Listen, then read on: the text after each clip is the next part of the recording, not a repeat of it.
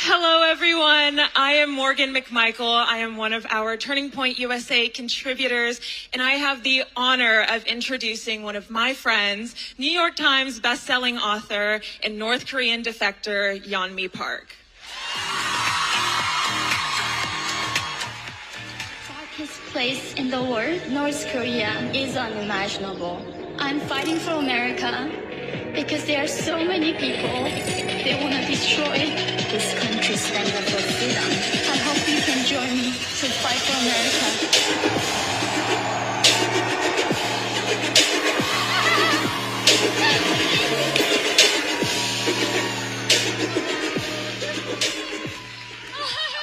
Thank you so much.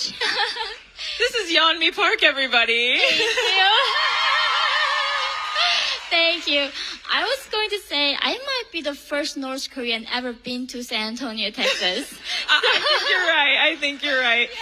Well, if you guys haven't heard Yeonmi's story, you guys are in for a treat. I know I've been brought to tears multiple times hearing your story. So let's just get right started. Yeonmi, can you just tell us what was the moment that made you decide that you needed to escape North Korea, and how was that journey for you? Oh, escape was not even a word in my dictionary. So like in North Korea, we don't have a lot of words, like words for, like freedom, human rights, or revolution, because government simply does not want us to know what that is. So escape was not a word, but it just was a survivor instinct. I was starving, and hunger means death in North Korea. That's the main cause why people die there. So when I was starving, I looked at across the river from my town, China, and there were lights. So I thought maybe where their lights are, they could have a bowl of rice for me, and that led me to escape. But it wasn't a planning, actually. Yeah. Once you got to China, what was your life like there? Oh, I was bought as a sex slave. So they sold my mother for over $60, and they sold me over $20. And I was 13 years old at the time, and I was like a half size of my mom. So I asked these people who were selling me, like, why am I more expensive than my mom? I still remember he did not even flinch his face. This adult man who was like maybe in his 50s told me, oh, you're way more valuable than your mom because a lot of men in China would love to take child virginity away. And that's why we are more expensive. So I was separated from her and sold separately in China. In your journey of going from North Korea to China to eventually coming to America, what was the biggest challenge that you faced, and how did you overcome it? Oh, you mean coming to America? There are no challenges. Come on, in America. I cannot understand why people complain about a lot of stuff here, but literally, thank you. I mean, look around. Like, this is a paradise. So, thank you. When North Korean defectors cross that frozen river or Gobi Desert, our journey to safety and eventually to freedom, we say we crossed the border to heaven. And when I came here, so many American people chanting, "Death to America," because this is the hell. I was like, are you a psychopath? Like, are you being serious right now? Thank you. Like, get out of this border and get out of this country and see yourself. This is truly a heaven on earth. And we are living in that. When you were living in North Korea as a child, what was the rhetoric being told to you guys about America at the time? Did you think of America as that paradise as a child, or did that come later? This is so surreal to me right now, looking at you this lovely. I had to call you American bastard every single day. You guys are the loveliest bastards in the whole world. Thank you. But in North Korea as a child, we don't have internet, we don't have independent media. Only picture I saw of America was a school posters.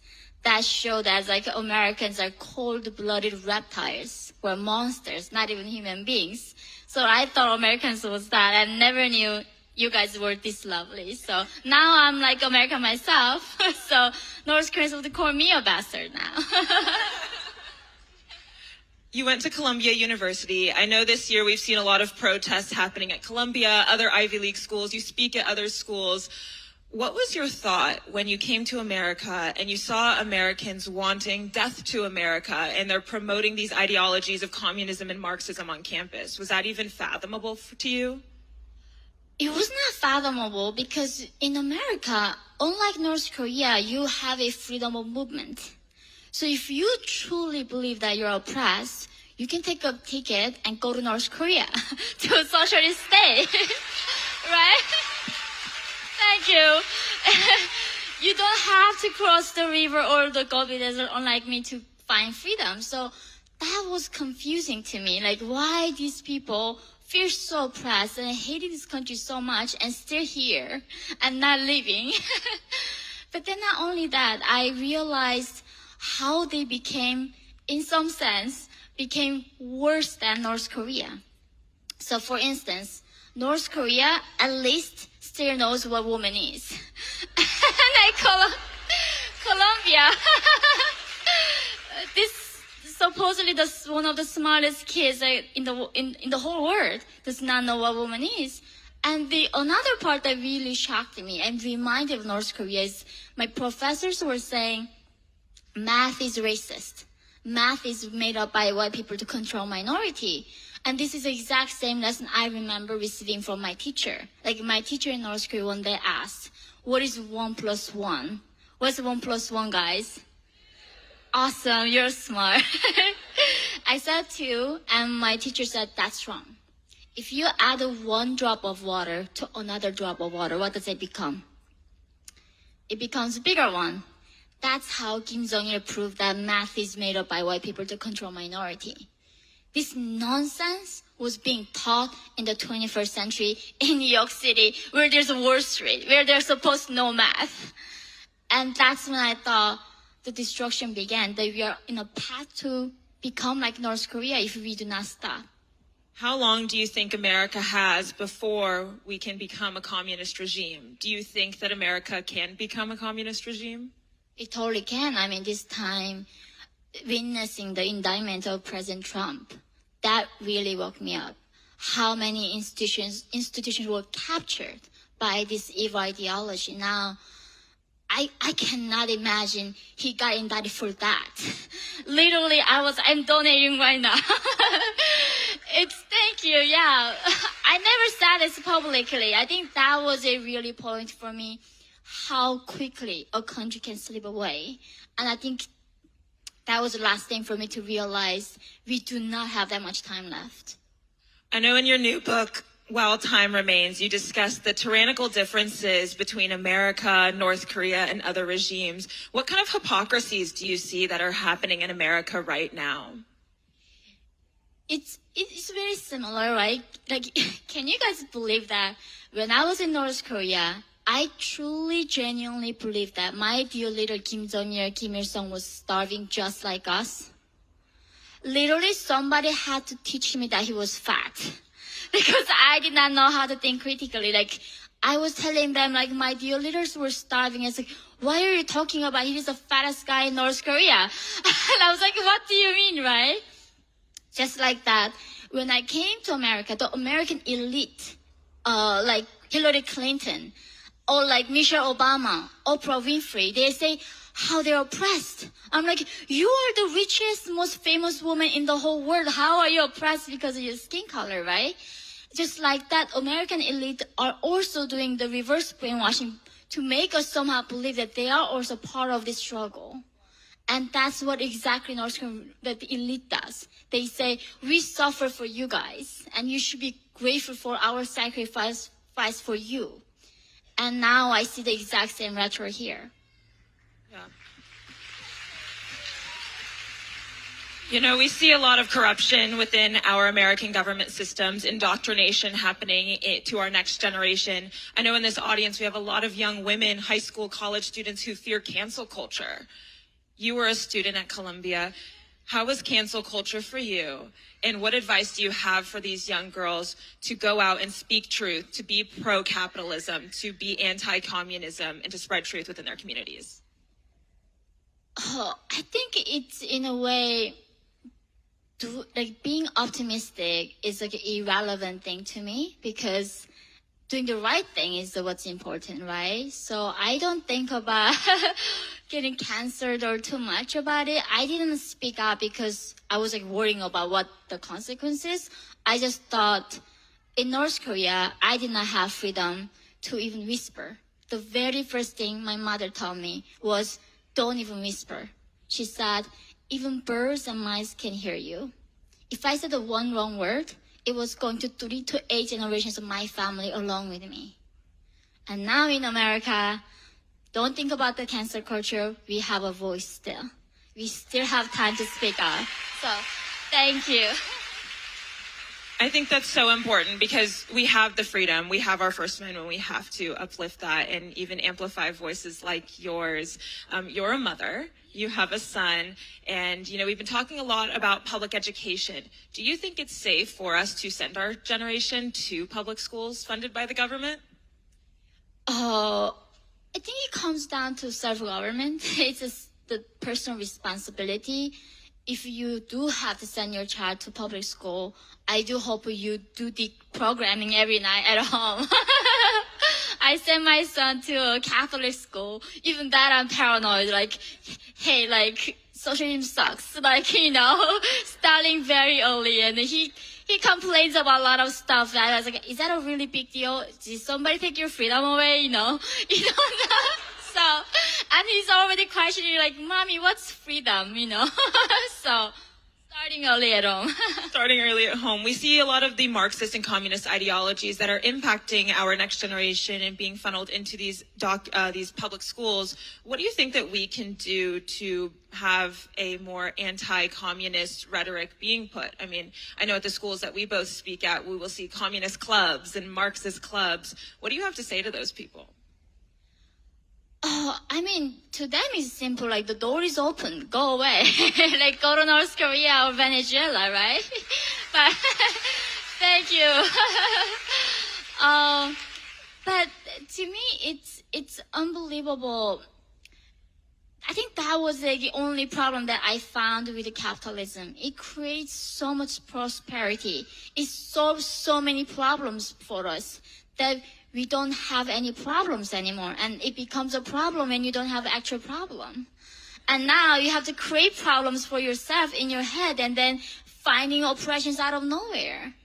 So, yeah, thank you.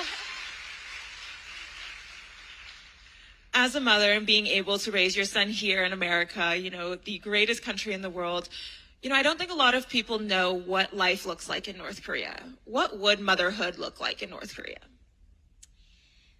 First of all, I've never seen a thing called a stroller.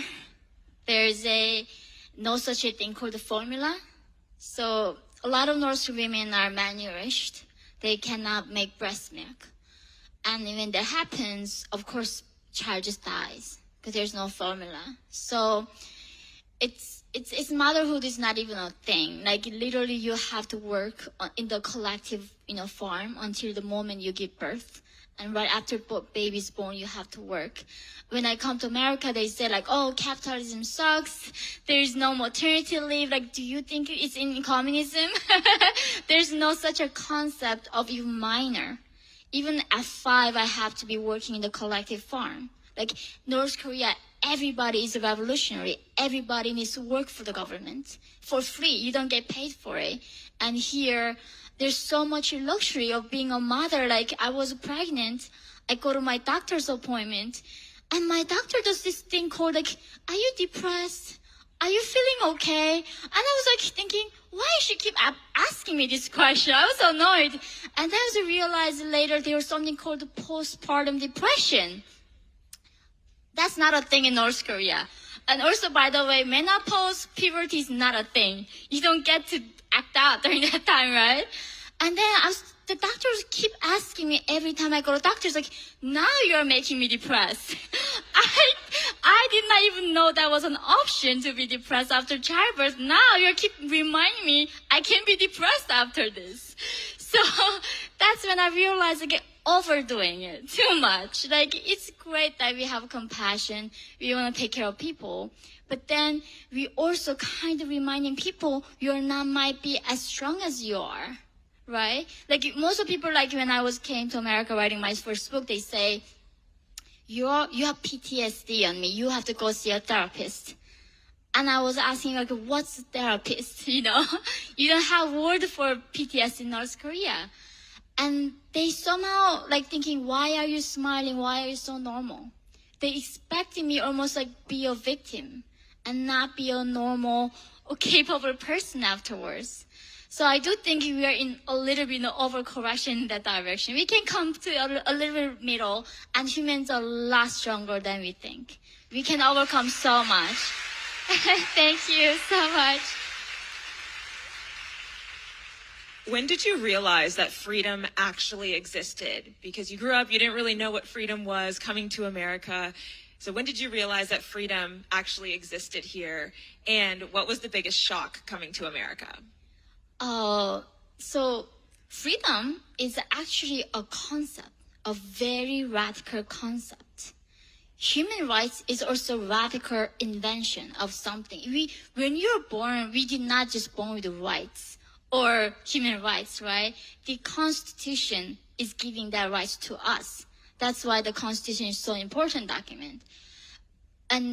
But I also realized freedom can go away when we tear down the Constitution. Like a lot of people are fantasizing about it. And every day I'm aware of that, this vulnerability of being a free person, because it can be so quickly going away. And right now, currently, more than 70% of the world population are not free. Majority do not have voice. And when you are in this bubble of America, people think everybody has freedom, everybody has a voice. But that's not true. We are in a really unusual minority, and this is a very radical thing, to be free, to decide for yourself, to think for yourself. Yeah, that's very insightful, yeah. And it really puts into perspective, you know, how, I hate the word privilege, but privilege that we are in America to be able to use our voices and why it is so important for us to go into our communities. What do you have to say to the Americans who actively are working to destroy our country?